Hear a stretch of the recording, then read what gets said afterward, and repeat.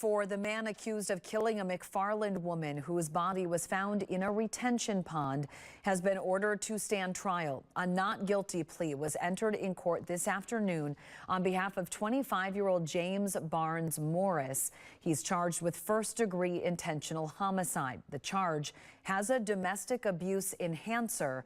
A Madison police detective testified in court this afternoon that Barnes Morris and the victim, 24-year-old Brooke Stratton, were seeing each other, and Stratton feared for her life.